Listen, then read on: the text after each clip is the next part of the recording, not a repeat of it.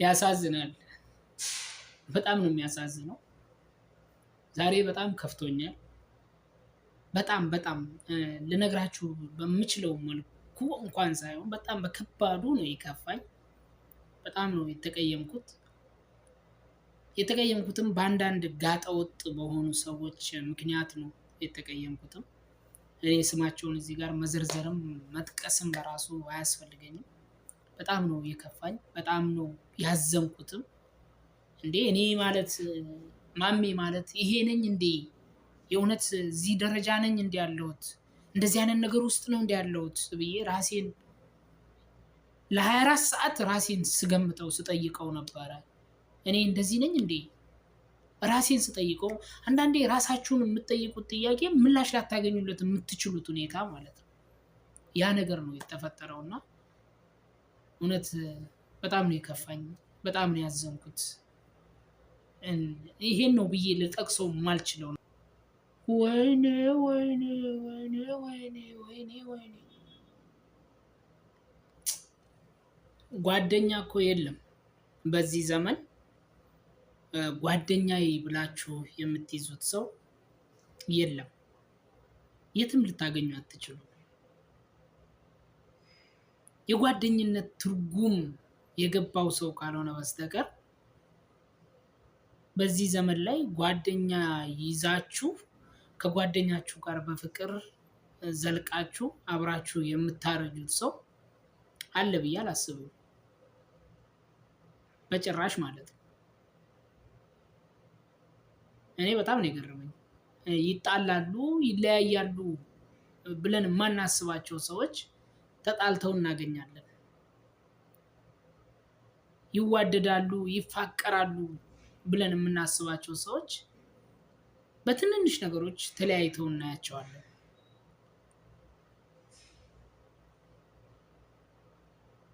የራሳችሁን ስራ እየሰራን ነው ብላችሁ እያሰባችሁ ወይም ደግሞ በዚህ ስራ ያልፍልኛል ብላችሁ እየደከማችሁበት ባላችሁበት ሰዓት ላይ ባላሰባችሁት ነገር ያ ነገር ገደል ገብቶ ታገኙታላችሁ። ህይወት ማለት እቺ ናት። ህይወት ፈተና ናት። እቺን ፈተና ደግሞ ለማለፍ የህይወትን ፈተና ለማለፍ ከሁሉም በላይ ትዕግስት ያስፈልጋል፣ ጽናትም ያስፈልጋል። በህይወት ዘመኔ እቺው ህይወት ሆና ብዙ ያሳለፍኳቸው ነገሮች አሉ። ብዙ ያሳለፍኳቸው ችግሮች አሉ። ብዙ የደረሱብኝም መከራዎች አሉ። እነዛን ችግሮች ደግሞ የተሻገርኳቸው በትዕግስቴ ብቻ ነው። ሰው የተለያየ ስም ያወጣላችኋል። የተለያየ ነገር ሊላችሁ ይችላል። እናንተ ግን ከዓላማችሁ ላይ አትወረዱ። ዓላማችሁን ብቻ ይዛችሁ ተጓዙ። እናንተ ያላሰባችሁት ነገር የእድገት ጎዳና ላይ ሊያወጣችሁ ይችላል። እናንተ ያላሰባችሁ ነገር ደስታን ሊፈጥርላችሁ ይችላል። በህይወታችሁ ውስጥ ብዙ መሰናክሎች አሉ። እነዛን መሰናክሎች እየዘለልን እየሰበርን ማለፍ የምንችለው በትዕግስት ብቻ ነው። ጽናት ካለን፣ ኢማን ካለን፣ ሰብር ካለን ብዙ ነገሮችን ብዙ ቦታዎች መድረስ የምንችልበት አድቫንቴጆች አሉ። አሰላሙ አለይኩም ወራህመቱላሂ ወበረካቱሁ።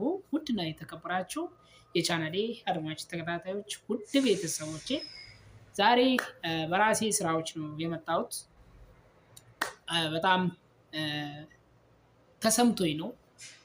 በጣም ከፍቶኝ ነው። በጣም ማዝኜ ነው። በስደቱ ዓለም ላይ ብዙ መንገድ ተጉዣለሁ። ብዙ ጎዳናዎችን ተሻግሬያለሁ። በተለይ ስደት ላይ ስትኖሩ ብዙ የሚያጋጥሟችሁ ነገሮች አሉ። እነዛን የሚያጋጥሟችሁን ነገሮች ደግሞ የምታልፉባቸው የራሳችሁ የሆነ ብልሃት አላችሁ። የራሳችሁ የሆነ አካሄድ አላችሁ። ወደ ዩቲዩብ ቻናል ከመጣሁን ብዙ አመታቶችን አስቆጥሬያለሁ። ብዙ ጊዜያቶችን አሳልፌያለሁ። ከብዙ ልጆች ጋር ተዋውቄያለሁ። ከብዙ ልጆች ጋርም ተቀራርቤያለሁ። የራሴንም ስራ የመስራት አቅሙም አለኝ፣ ጉልበቱም አለኝ፣ ጭንቅላቱም አለኝ። ኦኬ። ሰው ግን የፈለጋችሁትን ነገር ብትሰሩለት፣ የፈለጋችሁትን ነገር ብታረጉለት እናንተ ክብር የሰጣችሁትን ክብር እንኳን በአግባቡ ሊቀበል የማይችል ፍጥረቶች ነን እኛ ሰዎች ስንባል። ዛሬ የመጣሁበት ዋነኛ ዓላማዬ እናንተኑ ጥያቄ ልጠይቅ ነው የመጣሁት። ስንቶቻችሁ ውድ የሆነ ጓደኛ አላችሁ? ከጓደኛችሁ ጋር ስንት ዓመት አብራችሁ ኑራችኋል?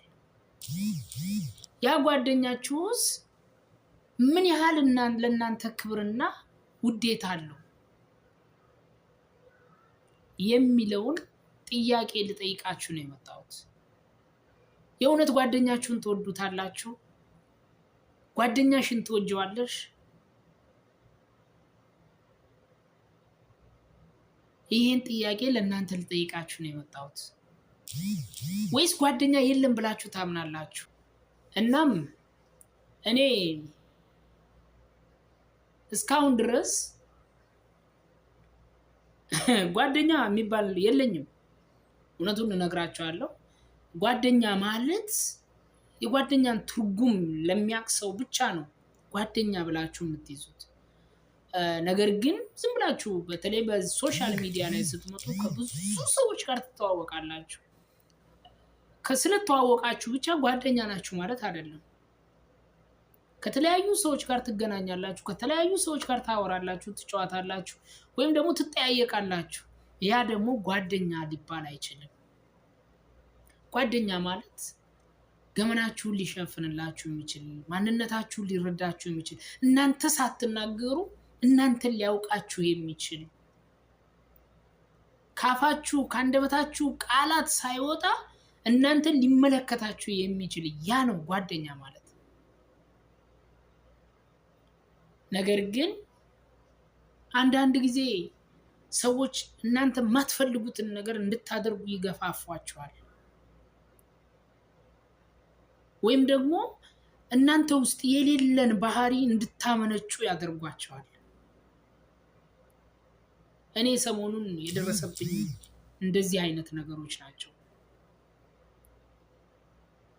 በቃ እናንተ ሰው ናቸው ብላችሁ ቀርባችኋቸው ካበቃችሁ በኋላ ነገር ግን የሌሉ ሰዎች የሚሆኑባቸው፣ ካልጠበቃችሁት ሰው የሌለ ምላሽ የምታገኙት፣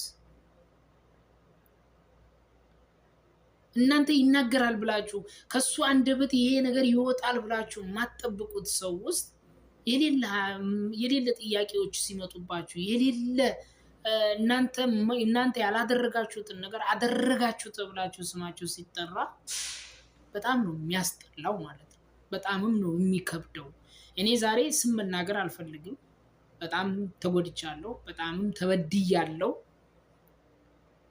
ስም መጥቀስም አልፈልግም።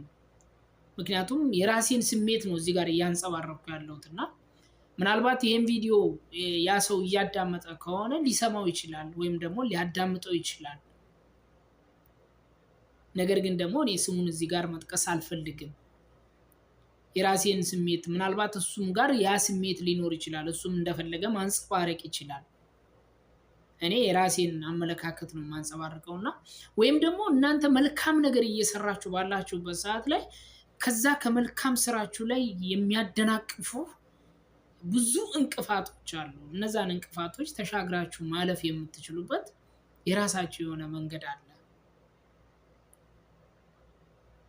እኔም ላይ የደረሰው ያ ነው፣ በሚያሳዝን ሁኔታ፣ በሚገርም ሁኔታ ማለት ነውና ወሬ ያላብዛባችሁ ውድና የተከበራችሁ የቻናሌ አድማጭ ተከታታዮች፣ እዚህ ለመድረሴ እናንተ ናችሁ። እኔ አሁን ትልቅ ሆኜም አይደለም፣ ሰብስክራይቤም አድጎም አይደለም፣ ገና ጀማሪ ነኝ። እየጀመርኩ ያለሁበት ሁኔታ ነው ያለው። እዚህ ለመድረሴም ደግሞ እናንተ ናችሁ እዚህ እንድደርስ ያደረጋችሁኝ። ከጎኔ ሆናችሁ እየደገፋችሁኝ፣ አይዞ በርታ እያላችሁኝ፣ እየነቀፋችሁኝ፣ እየሰደባችሁኝ የጠላችሁኝም አላችሁ፣ ኮራም ያላችሁም አላችሁ። እኔ ምንም ኑሮኝ አልኮራም፣ ቢኖረኝም አልኮራም። ምኮራም ሰው አይደለሁም። በጣም ብዙ ስም ወጥቶልኛል። ጠፍቷል፣ ኮርቷል፣ ፈምሷል ያላላችሁት ነገር የላችሁም። ባለ 400 ባለ 200 ባለ 300 ሰብስክራይብ ያላቸውም በ50 በ100 በ60 እየታየላቸው ያለ በ200 እየታየላቸው ያለ እነሱም ፌመስ አልተባሉ።